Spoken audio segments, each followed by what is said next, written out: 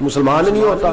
صلاح الدین ایوبی اپنے خیمے میں بیٹھے ہیں تو ایک بی بی آ گئی, اس قبیلے کا کوئی شخص مسلمان نہیں ہوتا. بی بی آئی, آگے کہنے لگی میرے 4 بیٹے جنگ میں کھو گئے, چھوٹے چھوٹے بچے جنگ میں کھو گئے, مل نہیں رہے, فوجیوں کو حکم دے مجھے میرے بچے تلاش کر کے دیں. صلاح الدین ایوبی نے جھٹ پٹ سر پہ امامہ باندھا, نیزہ پکڑا, سینے بند باندھا, اپنے جبے کو سمیٹا اور باہر. کہنے لگی تو کدھر جا رہا ہے؟ کہنے لگا میں خود تیرے بچے تلاش کر کے دوں گا. صلاح الدین چند سپاہی ساتھ گلی گلی نکلے, گلی گلی فجر کے نکلے, اثر ہو گئی, تھک گئے, 2 نمازیں صحرا میں پڑھی.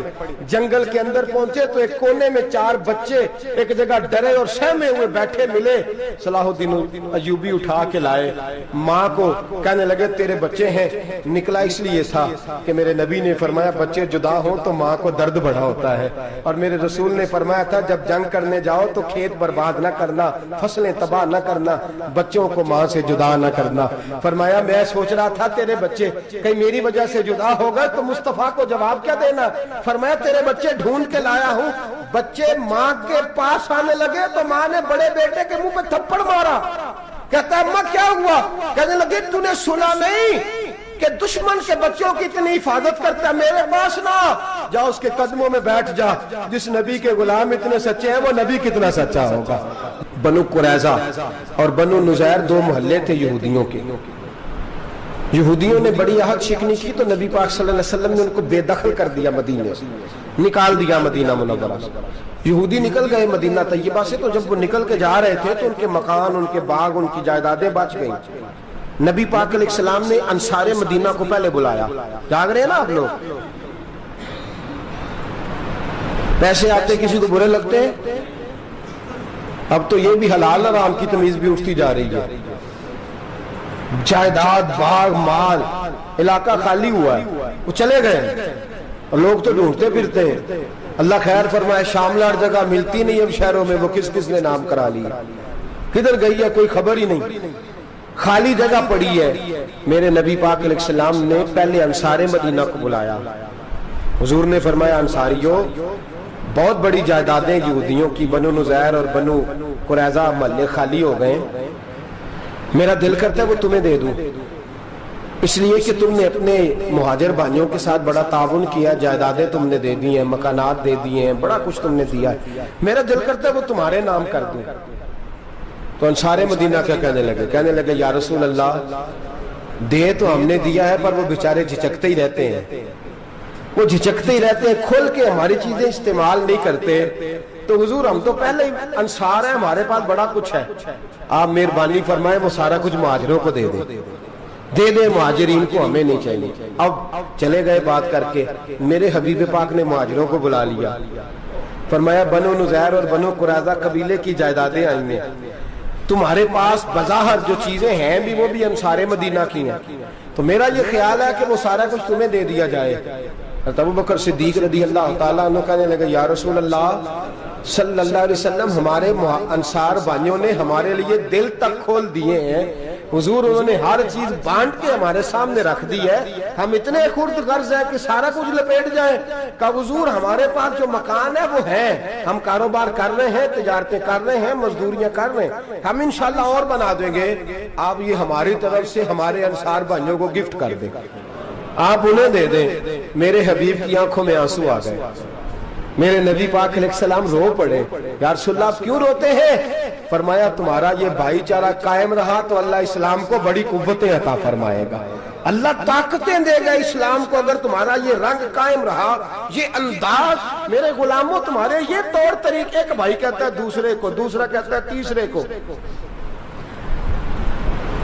مسلمانوں کی نا ایک تعداد لڑتے لڑتے لڑتے لڑتے دور چلے گئی, تاتاریوں نے قید کر لیا. 4 مسلمان تھے, تبلیغ کرنے گئے, جنگ کرنے گئے, جہاد کرتے کرتے کافروں سے لڑتے لڑتے تاتاری قوم میں چلے گئے, وہاں قید کر لیے گئے. تو سزائے موت کا حکم ہوا, 4 بزرگ تھے, سزائے موت کا حکم ہوا. تو تاتاری بادشاہ جو تھا وہ بڑا خلاف تھا, بڑا سخت مخالف تھا مسلمانوں کے.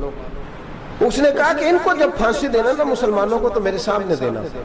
اب 4 عالم ہیں, 4 صوفی ہیں, سفید داڑیاں, سر پہ امامے. پھانسی کا وقت آیا تو جو پھانسی گھاٹ ہے وہ ایک ہے, چاروں کو کٹھے پھانسی نہیں ہو سکتی. ایک کو کہا کہ ایک ایک کر کے ان کو پھانسی دو. جب پھانسی کا وقت آیا نا تو جو سب سے پیچھے صوفی تھے وہ دوڑ کے آگے آئے, کہنے لگے بادشاہ پہلی باری میری لگا پہلی. اب بادشاہ نے کہا ٹھیک ہے اسے لٹکا دو. وہ قریب آئے تو دوسرے دوڑ آئے, کہنے لگے نہیں نہیں پہلی باری میں نے زیادہ کافر قتل کیے, میرا بڑا جرم ہے, مجھے پہلے سزا دو. ان کو پھانسی دینے لگے تو تیسرے آ گئے, کہنے لگے نہیں یہ تو میرا قتل کرتا تھا, رستے میں بتایا کرتا تھا, ڈھونڈ کے میں بتلاتا تھا کہ یہاں زیادہ تعداد ہے, مجھے پہلے پھانسی دو. تیسرے کے ساتھ بات ہو رہی تھی تو چوتھا دوڑا آیا, کہنے لگا یہ رستے بتاتا تھا, یہ تبلیغ کرتا تھا, یہ سارا کچھ کرتا تھا, لیکن کہا یہ کہتے تھے چلو واپس چلتے ہیں, میں جانے نہیں دیتا تھا, میں کہتا تھا اور کافر مارنے اور علاقے فتح کرنے, میرا جرم بڑا ہے, مجھے پہلے پھانسی دو.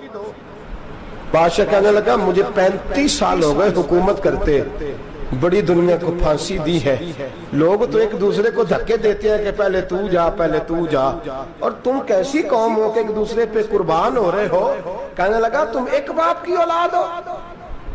جاگ رہے آپ لوگ, تاتاری بادشاہ کافر بادشاہ اسلام کی مخالفت کرتے ہیں, ایک باپ کی اولاد ہو کا نہیں, ایک قبیلے کے رہنے والے ہو کا نہیں, ایک ملک کے رہنے والے ہو نہیں. اس نے کہا رشتہ کیا ہے تمہارا, رشتہ کیا ہے؟ تو بول کے کہنے لگے خدا ایک ہے نبی ایک ہے, خدا ایک ہے اور نبی منفرد ایک ہے, اس قوم کی نقصان بھی ایک ہی سب کا نبی, اللہ بھی قرآن بھی ایک. کیا ہی اچھا تھا ہوتے اگر مسلمان بھی ایک, یوں تو سید بھی ہو مرزا بھی ہو افغان بھی ہو, تم سبھی کچھ ہو بتاؤ کہ مسلمان بھی ہو. فرمایا ہمارا اللہ ایک ہے نبی ایک ہے, تو کہا پھر ایک دوسرے پہ جان کیوں دیتے ہو؟ فرمایا ہمارے نبی نے ہمیں بھائی بھائی بنا دیا ہے, بھائی کا دل نہیں کرتا اس کی آنکھوں کے سامنے بھائی چلا جائے, ہمارا دل نہیں کرتا پہلے مجھے دے پہلے مجھے دے. بادشاہ کہنے لگا تمہارا جذبہ مجھے متاثر کر گیا, جاؤ میں تم چاروں کو آزاد کرتا ہوں, تمہیں آزاد کرتا ہوں. میرے دوستو یہ رنگ تھا, دیکھیں نا, یہ اس دھرتی نے نظام دیکھا ہے نا, اس فلک نے پہلی بار دیکھا, اس زمین نے پہلی بار, اور میرے حضرت صاحب فرمایا کرتے تھے زمین تڑپ کے روئی, اس نے پہلی دفعہ دیکھا. احد کا میدان ہے, 3 صحابہ تپتی ہوئی زمین پہ زخموں سے چور چور پڑے ہیں.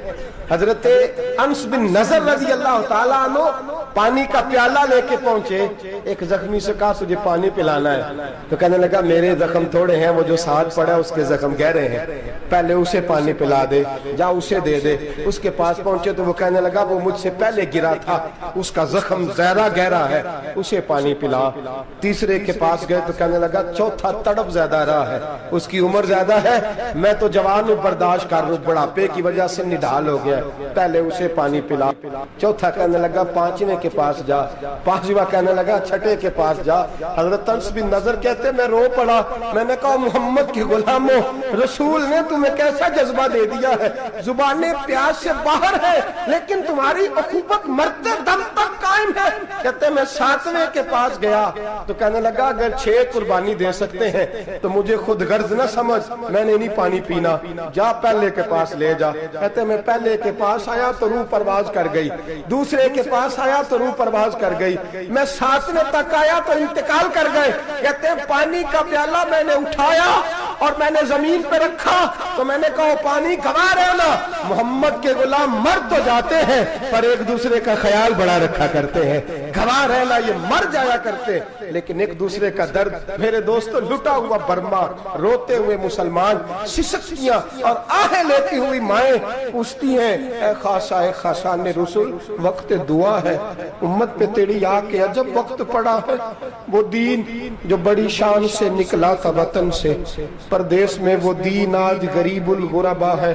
فریاد ہے اے کشتی امت کے نگہباں, بیڑا یہ تباہی کے قریب آن لگا ہے. اور کیا خوبصورت جملے کہے تھے کہ نبی پاک صلی اللہ علیہ وسلم نے, حضور نے فرمایا تھا میرا مومن ایک جان کی طرح ہوتا ہے, ایک جان کی طرح ہوتا ہے, ایک کو تکلیف ہو جسم کے ایک حصے کو سارا حصہ پریشان ہوتا ہے. فرمایا یہ ایک مکان کی طرح ہے, ایک اینٹ دوسری اینٹ کو مضبوط کرتی ہے. فرمایا یہ مضبوط لوگ ہیں, یہ مضبوط لوگ. حضرت عمر فاروق کا زمانہ ہے, ایک آدمی نے سیری بھیج دی, ایک گھر میں بطور تحفہ، قحط کا زمانہ تھا، گوشت ملتا نہیں تھا، جانور، ایک آدمی نے سری بھیج دی ایک آدمی کے گھر میں۔ اس نے کیا کیا؟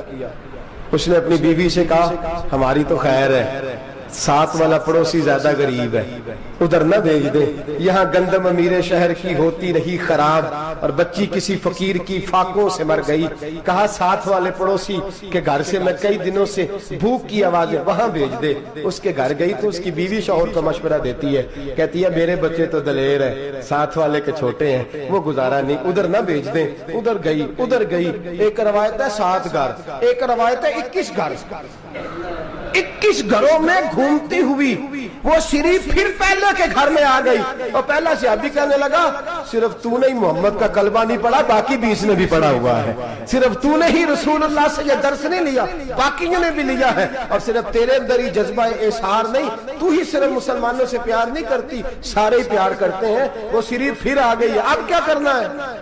اب کیا کرنا ہے؟ تو امام نبوی نے لکھا ہے، وہ کہنے لگی کرنا کیا ہے؟ پکاؤں گی میں اور کھائیں گے 21 گھر، پھر بھی اکیلے نہیں کھائیں گے، پکاؤں گی میں اور کھائیں گے 21 گھروں کے مطابق شوربہ پکا، اور پھر برتن میں ڈال کے وہ بی بی ایک کے گھر کا دروازہ کھٹکھٹاتی ہے، کہتی ہے مصطفیٰ کے غلاموں نکلو باہر اور کھاؤ، اس لیے کہ جس نبی نے مجھے پیار کا حکم دیا اسی نے تمہیں بھی پیار کرنا سکھایا ہے، یہ رنگ چشم فلک نے سکھایا ہے۔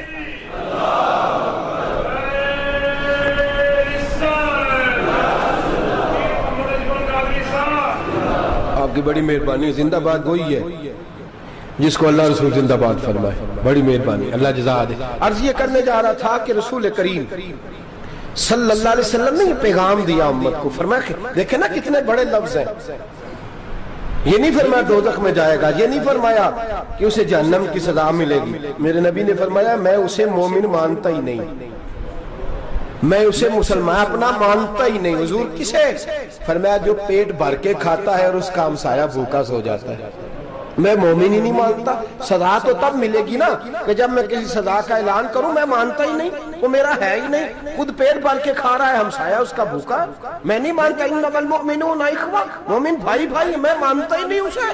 اور میرے حبیب پاک اتنے بڑے لفظ حدیث میں اور کہیں نہیں ملیں گے، آپ کو اتنے بڑے جملے کہیں نہیں ملیں گے۔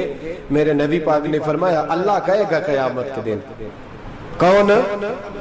اتنے بڑے لفظ حدیثوں میں ملتے نہیں جتنے یہ ہیں۔ حضور نے فرمایا رب فرمائے گا بندے سے کہ میں تیرے پڑوس میں بھوکا تھا، تو نے مجھے روٹی کیوں نہیں کھلائی؟ کون کہہ رہا ہے؟ اللہ کہہ، میں بھوکا تھا تو نے روٹی نہیں دی، میں ننگا تھا تو نے کپڑا نہیں دیا، میں پیاسا تھا تو نے پانی نہیں پلایا، میں بیمار تھا تو تیمارداری۔ یا اللہ نہ تو کھاتا ہے، نہ پیتا ہے، نہ کپڑا پہنتا ہے، نہ تو بیمار ہوتا ہے، لا تاخذہ سنۃ ولا نوم، تجھے بیماری آتی نہیں، اونگ نیند نہیں آتی، میرے مالک تو میرے پڑوس میں تھا۔ تو حضور فرماتے ہیں رب فرمائے گا وہ جو بندہ تیرے پڑوس میں بھوکا تھا تو بندہ تو میرا ہی تھا نا، وہ جو بندہ تیرے پڑوس میں ننگا تھا تو بندہ تو میرا ہی تھا نا، وہ جو تیرے پڑوس میں پیاسا تڑپتا رہا تو وہ میرا ہی بندہ تھا، تو دوائی لینے جائے تو بڑے اسپتال میں اور اس بیچارے کو 20 روپے پرچی کے بھی میسر نہ آئے تو میرا ہی بندہ تھا۔ میرے دوست خیال کر اور یاد رکھ، یہ جو ہمسائے ممالک میں ظلم ہوتے ہیں، زیادتیاں ہوتی ہیں، ہمارے گھر کا پنکھا اچھا چلتا ہے، ہم جلوس اس وقت نکالتے ہیں جب ہماری لائٹ بند ہوتی ہے، ہم جلوس اس وقت نکالتے ہیں جب ہمارا ایسا جو ہمیں تنگ کرتا ہے، ہم اس وقت درد محسوس کرتے ہیں جب ہمارے گھر تک آگ آ جاتی ہے۔ یہ جو باہر آگ جل رہی ہے یہ تیرے گھر بھی آ سکتی ہے، یہ جو باہر فساد ہو رہا ہے یہ تیرے دروازے تک آ سکتا ہے۔ میرے رسول پاک نے ایک جان، مسلمان کو ایک جان قرار دیا۔ مجھے بتائیے انگلی کو کٹ لگ جائے، مسلمان ایک جان ہے نا، انگلی کو لگ جائے کٹ، دماغ کہتا ہے میں نے نہیں سوچنا اس کے بارے میں نے اس کے درد کو محسوس ہی نہیں کرنا، انگلی کی درد ہے انگلی جانے، اس کا کام جانے، ایسے ہی ہوتا ہے نا۔ بولے پیروں سے کہتے ہیں، انگلی کہتی ہے چل ڈاکٹر کے پاس، پیر کہتے ہیں نہیں میں نے نہیں جانا، انگلی کا کام ہے انگلی جائے، ایسے ہی ہے نا۔ دل سے کہتے ہیں تو تڑپ تھوڑا سا، انگلی کو درد ہے، کہتے ہیں میں کو تڑپوں، انگلی کا ماما انگلی جانے، اس کا کام جانے۔ ٹیلی فون کرنا ہے ڈاکٹر صاحب کا پتہ کرنا ہے تو کان کہتے ہیں میں نے نہیں بات سننی ڈاکٹر صاحب کی، زبان کہتے ہیں میں نے نہیں بولنا، انگلی جانے، ایسا ہوتا ہے۔ پیر احتجاج کرتے کہ میں نے ڈاکٹر کے پاس، میں کیوں چکر کھاتا پھروں ڈاکٹر کی دکان کی، انگلی کو درد ہے انگلی جانے، ایسا ہوتا ہے۔ بھئی میرے رسول پاک نے فرمایا مسلمان ایک جان ہے، تو درد برما کے مسلمانوں کو ہو رہا ہے تو پاکستانی کہہ رہے ہیں کوئی بات نہیں، وہ جانے ان کا کام جانے، ایک جان ہے نا، درد ہونا چاہیے، تکلیف ہونا چاہیے۔ پھٹے پہ باتیں ہوتی ہیں اس موضوع پہ، اسمبلی پہ گفتگو ہوئی ہے اس موضوع پہ، آپ کی صوبائی اسمبلیاں اس موضوع پہ بولی ہیں، آپ کے کونسل اس موضوع پہ بولے، ہم تو اپنی اپنی سیاستیں، اپنے اپنے تماشے، اپنے اپنے چکروں میں لگے ہوئے۔ وہ دریا کے اندر سسکتے مسلمان، بنگالی کہتے ہیں ہمارے نہیں، برمی کہتے ہیں ہمارے نہیں، پاکستانی کہتے ہیں ہمارے نہیں، ترکی کہتے ہیں وہ کس کے ہیں؟ وہ کس کے ہیں؟ وہ اللہ کے بندے ہیں، محمد عربی کے غلام ہیں صلی اللہ علیہ وسلم۔ لیکن میرے دوستو کیا ہمیں کیا غرض ہے، وہ جانے ان کا کام جانے۔ یہ جب تیرے پیروں تک آگ آئے گی پھر تجھے پتا چلے گا یہ بڑی سخت آگ ہے۔ آج جس کافر نے برما پر عرصہ دراز تنگ کیا ہے، مسلمان تھوڑے تھوڑے مفاد لینے کی خاطر نا، بنو عباس اور بنو امیہ کی جنگ چل رہی تھی، بنو عباس جو تھے وہ غالب آ گئے، بنو امیہ جو تھے ان کی حکومت ختم ہو گئی، تو عیسائیوں نے بنو امیہ سے کہا کہ ہم تمہارے ساتھ تعاون کرتے ہیں، ہم تمہارے ساتھ تعاون کرتے ہیں اور بنو عباس پہ غلبہ پا کے تمہیں حکومت دلاتے ہیں۔ بنو امیہ بڑی جدوجہد کر رہے تھے بادشاہی کے لیے، لیکن انہوں نے کہا کہ ہم لڑ رہے ہیں، کوشش کر رہے ہیں، لیکن ہمیں کسی کافر کی مدد کی ضرورت نہیں، ہم جتنا مرضی لڑیں لیکن کافروں کے ہاتھوں بنو عباس کو مروانے کو ہم تیار نہیں ہیں۔ ہمیں خبردار، تمہارا آپس کا معاملہ ہے، ہم خود نمٹ لیں گے، تمہیں اجازت نہیں دیتے تم اندر کودو اور کود کر کے تم فسادات پیدا کرو اور مسلمانوں کے اندر تقسیم کرو۔ میرے دوستو مسلمان کو سوچنا چاہیے، سوچ بڑی رکھنی چاہیے، گھر کی جنگ سے نکل اب بہو ساز کے جھگڑے سے باہر آ جا، اب محلے کی سیاست چھوڑ کے باہر کا سوچ، اب اسلام کو تیری حاجت ہے۔ اب پوری دنیا جب مسلمان کو دیکھے نا، فیس بک یوز ہوتی ہے، اس پہ نوجوان جب اسلام کی بات کرنے لگے گا، اس پر جب بڑا اسلام کی بات کرنے لگے گا، پوری دنیا میں پیغام جائے گا کہ مسلمان اب جاگنے لگا ہے، مسلم خوابیدہ بیدار ہونے لگا ہے، اب اس کی آنکھیں کھلنے لگی ہیں، اب یہ اپنے مذہب کی بات کرتا ہے، اب یہ اپنے ملک سے، صوبے سے، برادری سے نکل کر بولتا ہے، اب یہ کہتا ہے کہ بازو تیرا توحید کی قوت سے قوی ہے، اسلام تیرا دیس ہے، تو مصطفی ہے، اب یہ بڑی سوچ رکھتا ہے، اب یہ عالمی بات کرتا ہے۔ میرے دوستو ہمارا تو حال یہ ہے، امام اعظم ابو حنیفہ کا فتویٰ ہے، آپ فرماتے ہیں جو مولوی عالمی حالات سے باخبر نہ ہو وہ جمعے کی تقریر نہ کرے، وہ مسلمانوں کی رہنمائی نہیں کر سکتا۔ عالمی حالات سے جو خبردار نہ ہو، تو جس کو چھٹی ہو جائے تو نے ختم نہیں پڑھا، دوڑ جا مسجد سے، تو ختم نہیں پڑھتا ہمارے، تجھے پتہ ہی نہیں تو کہاں رہتا ہے، بھاگ جا، وہ عالمی حالات پہ بات کرے گا، کیونکہ بیچارے کو تو پتہ ہے میری سویرے چھٹی ہو جانی ہے، سیاست کا لفظ چھیڑا نہیں تو میں گیا نہیں۔ یاد رکھے وہ جو بیداری ہے، وہ جو اعلیٰ ظرفی ہے، وہ جو بڑی سوچ ہے، وہ جو ملت کی سوچ ہے، وہ جو قومیت کی سوچ ہے، وہ جو آگے بڑھنے کا زاویہ ہے، وہ تو اندر، اقبال کہتا ہے گلا تو گھونٹ دیا اہل مدرسہ نے تیرا، گلا تو گھونٹ دیا اہل مدرسہ نے تیرا، تجھے تو مدرسے والوں نے پلیٹ پکڑا دیا ہے کہ جا سویرے لنگر کٹھا کر کے لا اور دوپہر کو روٹیاں مانگ کے لا اور دیکھ آج مرا کون ہے، ختم کس کا پڑھنا ہے، تو گلا تو گھونٹ دیا اہل مدرسہ نے تیرا، اب کہاں سے آئے گی صدا لا الہ الا اللہ، تو گھونٹ دیا تیرا گلا، تو کیسے بڑی بات کرے گا؟ بڑی بات کے لیے بڑی سوچ چاہیے، بڑی تگودو چاہیے، بڑی کوشش چاہیے، بڑا حوصلہ چاہیے۔ مسلمان چھوٹی چھوٹی لڑائی میں، چھوٹی چھوٹی جنگ میں، ایک دکاندار دوسرے دکاندار سے لڑ رہا ہے، گلی والا دوسری گلی والی سے لڑ رہا ہے، محلے والا محلوں پہ اعتراض، ایک شہر میں رہنے والے میں نے دوسرے محلے پہ اعتراض کرتے دیکھے۔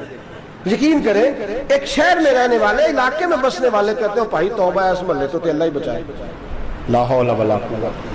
وہ جو تقسیم در تقسیم کی سوچ ہے، اس نے چھوٹے چھوٹے ٹکڑوں میں مسلمانوں کو بانٹ دیا ہے، چھوٹی چھوٹی تقسیم ہے، چھوٹا چھوٹا ہمارا مزاج ہے، چھوٹی سوچ ہے، بڑی سوچ کی بات سنیے۔ صلاح الدین ایوبی، جاگ رہے ہیں نا آپ لوگ، تو آخنا حضرت صاحب ایڈی وڈی گل چھیڑ چھڑی ہے، یہ مطلب ہی کون نہیں، کنے برما جانا ہے تو کنے مدد کرنی ہے، میں تو بھائی فریضہ سر انجام دے رہا ہوں۔ میرے نبی نے فرمایا برائی کو یا ہاتھ سے بدل، ہاتھ سے نہیں بدل سکتا تو زبان سے تو بولنا، تو میں معذور ہوں، کمزور آدمی ہوں، ہاتھ سے بدلنے کی طاقت نہیں رکھتا، تو دوسرے درجے پہ تو مجھے عمل کرنے دو نا۔ اثر کرے نہ کرے سن تو لے میری فریاد، نہیں ہے داد کا طالب یہ بندہ آزاد، رونے تو دو تڑپنے تو دو، آہیں تو بہانے دو، سسکیاں تو لینے دو، مار کھائیے تو تڑپنے تو دو۔ وہ قرآن پاک برما میں پابندی لگی ہے تو میں یہاں سوچنے لگا ہوں کہ وہاں تو پابندی لگی ہے، یہاں پہلے ہی لوگ کوئی نہیں پڑھتی۔ معاذ اللہ تعالیٰ حالات دن پہ دن مسلمانوں کے لیے ایک ایک کر کے، افغانستان میں جو آگ لگی تھی پھر وہ عراق میں بھی لگی، پھر وہ لیبیا میں بھی لگی، پھر وہ مصر میں بھی لگی، پھر وہ یمن میں بھی لگی، سعودی عرب میں دھماکے ہوئے، میرا دل تڑپا ہے، مجھے پریشانی ہوئی، میں بچے پاس تھے، میں بڑا ڈسٹرب ہوا، میں نے کہا یار یہ ہمارا سب کا اجماعی عقیدت کا مرکز ہے، ہم کم از کم ہزار اختلاف کے باوجود کہا کرتے تھے کہ عرب میں امن ہے یار، وہاں سکون ہے، وہاں دکانیں کھلی چھوڑ کے لوگ چلے جاتے ہیں، وہاں بھی فساد ہونے لگا، وہاں بھی آگ بڑھ گئی ہے، لیکن ہم صرف چھوٹی چھوٹی کر کے جب آگ بجھانے کی کوشش کریں گے اس وقت آگ نہیں بجھے گی، جب ہر آدمی اپنے پیالے میں پانی لے کے آئے گا، ہر شخص اپنے گھر کی نل چلائے گا، ہر شخص نلکا چلائے گا اور پانی نکال کے یہ آگ بجھائے گا، تب یہ آگ بجھے گی۔ ہر آدمی کو کردار سوچ بڑی کریں، نظریہ بڑا کریں، ملت کی بات کریں، مسلمان ہو کے سوچیں، مسلمان ہو کے سوچیں، خدا را نکلیں یہ گھر کے جھگڑوں سے، تھوڑی دیر کے لیے اپنے آپ کو بڑا کریں، بڑی سوچ آپ بنائیں، جب دوستیاں لگائیں، یرانے لگائیں، کہ چھوٹے موٹے حساب سے بچیں۔ بابا بلے شاہ صاحب فرماتے کورے ورک کتاب نہیں ہوندے، کورے ورک کتاب نہیں ہوندے، پتھر دل گلاب نہیں ہوندے، او بلیا یاری سوچ کے لائیں، یارا نال حساب نہیں ہوندے۔ پھر ذرا نکلے اس حساب کتاب سے باہر، بلیا یاری سوچ کے لائیں، یارا نال حساب نہیں ہوندے۔ پھر ذرا بڑا ذہن کرے، چھوڑے اپنے حساب، یبصرون علی انفسہم ولنبلونکم بشیء من الخوف والجوع ونقص من الاموال والانفس والثمرات۔ پھر حساب کتاب سے نکلے، پھر امام علی مقام کی طرح یہ سوچ بنائے کہ حسین کے بچے چلے جائیں تو کوئی حرج نہیں، امت پر آنچ نہیں آنی چاہیے۔ ایک امام علی مقام، کل تک امام میدان میں کھڑے تھے تو اکیلے تھے، لیکن آج پوری دنیا کہتی ہے حسین ہمارا ہے، حسین ہمارا ہے۔ آج نظریہ امام علی مقام زندہ ہے، تو اکیلا ہے تو کھڑا ہو، یہ نہ کہا کر چھوٹی سی مسجد ہے، ایک کونا کا کھڑکاوا، مولانا تقریر کر رہے ہیں تو کیا بنے گا، ایک آواز کہیں سے گونجا کرتی ہے، پھر اس میں تاثیر میرا اللہ پیدا فرما دیا کرتا ہے، پھر اس کے اندر قوت میرا رب پیدا فرما دیا کرتا ہے، پھر اللہ اس میں تاثیر پیدا کر کے چار ڈانگ عالم میں پھیلا دیا کرتا ہے۔ صلاح الدین ایوبی، مسلمانوں پہ ظلم ہوا، فلسطین میں آگ لگی اور پورے فلسطین کی گلیاں خون سے بھر گئیں، ایک دن کے اندر 70,000 مسلمان قتل ہوا۔ گھوڑوں سے سڑکوں پہ چلا نہیں جاتا تھا، گھوڑے پھسلتے تھے، اتنا خون تھا، اور کچی سڑکیں تھی، اتنا خون تھا، پہلے کچی زمین نے خون پیا، پھر خون اس سے باہر آیا، پھر بھی اتنا سخت 70,000 آدمی قتل ہوا۔ صلاح الدین ایوبی کون تھے؟ میرے غوث اعظم جیلانی کے مدرسے کے طالب علم تھے۔ جامعہ نظامیہ مدرسہ، یہ مدرسے ہیں جنہوں نے دین کے مجاہد پیدا کیے، مدارس ہیں جنہوں نے دین کے مجاہد پیدا کر کے پوری دنیا کے اندر پھیلائے ہیں۔ مدارس کے اندر دہشت گردی آئی، میں اختلاف نہیں کرتا، لیکن ابھی بھی مدرسے ہیں جن مدرسوں سے رسول اللہ کے دین کا سچا درس دیا جاتا ہے، امن، پیار اور محبت کی فضا کو عام کیا جاتا ہے، وہ مدارس، اور انشاءاللہ قیامت کی صبح تک وہ مدرسے قائم رہیں گے۔ صلاح الدین ایوبی مدرسے کے طالب علم ہے، مدرسے کا، لیکن مدرسہ اس کا تھا جو ساتھ درویش بھی تھا، جو ساتھ اللہ رسول کے احکامات محبت کے ساتھ پھیلانے والے غوث اعظم جیلانی کا مدرسہ تھا، اس مدرسے کا پڑھنے والا طالب علم۔ دیکھیں نا، علم دین شہید کون تھا؟ نعتیں پڑھنے والا تھا نا، ختم دلانے والا تھا۔ عامر چیمہ شہید کون تھا؟ نعتیں پڑھنے والا تھا نا۔ یہ نعتیں وہ چیز ہوتی ہے جو دلوں کے اندر اثر پیدا کر دیتی ہے، جو نبی پاک کی محبت کو پروان چڑھاتی ہے، اور یہی چراغ جلے گا تو روشنی ہوگی۔ صلاح الدین ایوبی اکیلا اپنے دوستوں سے کہنے لگا مسلمانوں کی مدد چند سالوں میں نکلو، مدد کریں۔ انہوں نے کہا تیرے نکلنے سے کیا ہوگا؟ کہنے لگا میں نے نہیں نکلنا، میرے اللہ نے میری مدد کرنی ہے، میرے اللہ نے میری اٹھ باندھ کمر، کیا ڈرتا ہے پھر دیکھ خدا کیا کرتا ہے، اور میں مجھے نکلنے دے، اللہ میری مدد کرے گا۔ تھوڑا تھوڑا کر کے فوج جمع کی، کوشش کی، چند سالوں کے بعد اسی جگہ جہاں مسلمانوں کا خون بہا تھا، اللہ نے اسلام کا جھنڈا پھر سے بلند کر دیا۔ صلاح الدین ایوبی فاتح بن کے مسجد اقصی کے دروازے پہ کھڑا ہے، چند سال گزرے، عیسائیوں کا اپنا وہ ظلم ابھی یاد ہے، اور عیسائی سارے لیڈر کہتے ہیں تیاری کر لو، اب ہمارے بچے کاٹے جائیں گے، عورتیں بیوہ ہوں گی، گردنیں کٹیں گی، اب دیکھنا جتنا خون ہم نے بہایا تھا مسلمان اس سے دگنا بہائیں گے۔ صلاح الدین ایوبی گھوڑے پہ کھڑے ہیں اور پوچھتے ہیں او عیسائیوں بتاؤ تمہارے ساتھ کیا کروں؟